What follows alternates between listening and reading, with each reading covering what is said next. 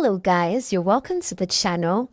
Today we'll be talking about the newest release on Omoni Oboli channel titled Then I Found You, starring Nadia Buhari as Debbie and of course Michael Dappa as Pastor Toby. Now, if you have been following Michael Dappa's roles, trust me, you agree that this one was special, this one was different.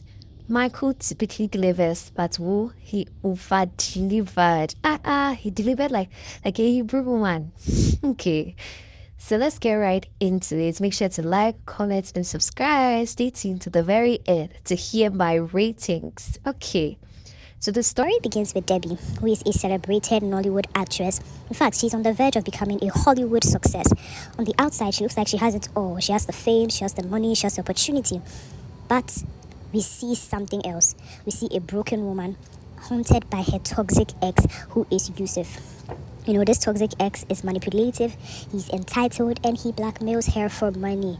And sometimes he even threatens her, like, if you don't give me money, I'll leak your news. If you don't give me money, I'll leak it. Already we see that, there's something different about this movie. You know, you probably clicked on it expecting some typical Nollywood romance, but Omoni Oboli said, expect the unexpected. So the next character is Pastor Toby, played by Michael Dappa. Guys, let me just pause here. I love how different Michael was in this. You know, first of all, as a pastor, he was different from your stereotypical pastor roles we often see.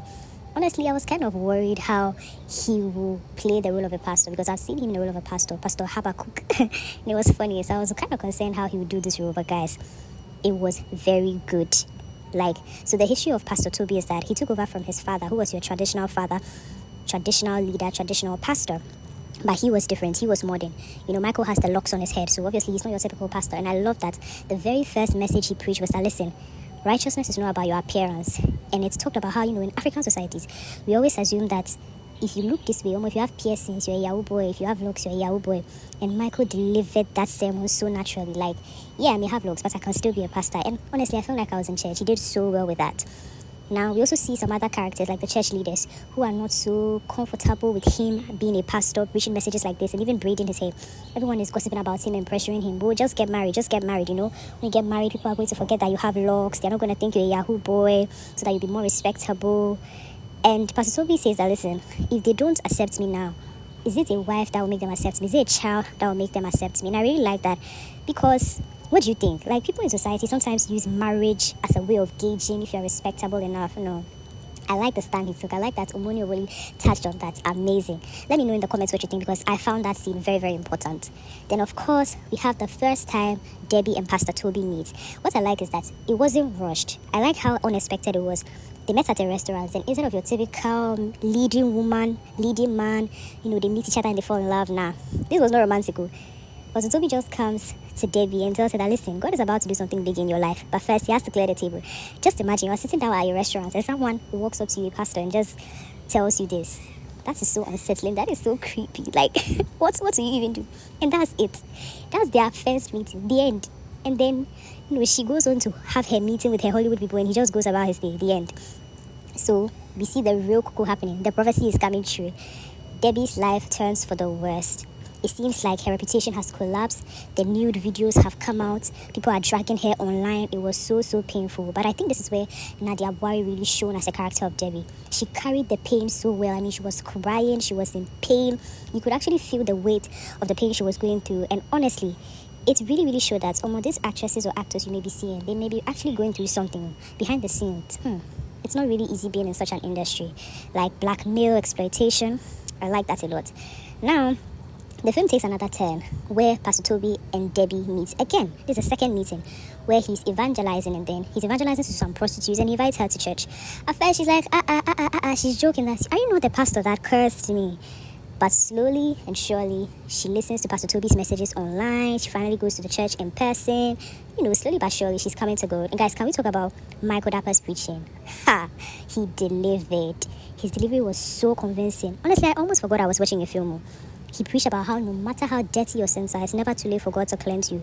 Honestly, that message hits me, even beyond the movie. I felt like I was in church. Honestly.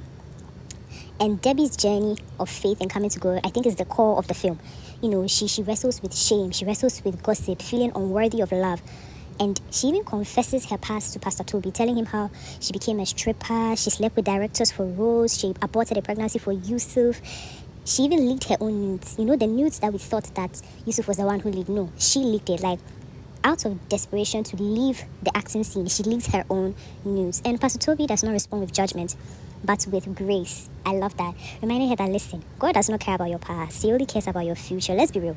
Not every pastor would have done that. Some people would have just been, you're a sinner, you're a sinner. But I love this. I love how this moment was so powerful. Like, have you watched a Nollywood movie that handled, coming back to Christ like this? Wow, it was just beautiful. And guys, I have to talk about the supporting performances. The guy who played the role of Yusuf, as terrible as he was, he played this role with such realism, like he was a junkie, and you could believe it. The way he was acting, he did so well. That's just exactly what you want from the villain. He did so well. And even the church elders, they handled the judgmental. We all have those elders at church that act like, they are holier than thou. Like, come on. Ominoboli did so well with the plot. She did so well. Like, so now, let's get into the real thing. Let's talk about the chemistry. Pastor Toby and Devi, aka Michael Dappa and Nadia Buhari. I love that the relationship was not built on endless kissing. Guys, recently Michael Dappa was talking about how people say that all he can do is kiss. And I love this movie because this movie proved everybody wrong. The emotional connection between the two actors was there. And there was kissing for like only 30 seconds. I kid you not. There was barely any kissing in this movie, honestly. And that is good acting, where the characters have chemistry with each other and they are just holding hands. That was beautiful. And for that, 10 out of 10. Like, the romance was romancing and there was not even any nudity or any explicit scenes, nothing. For originality of the plot, oh wow, Omoni Oboli deserves a 10 out of 10.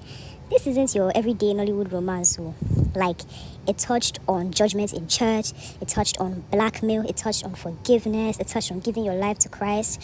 It was very, very moving.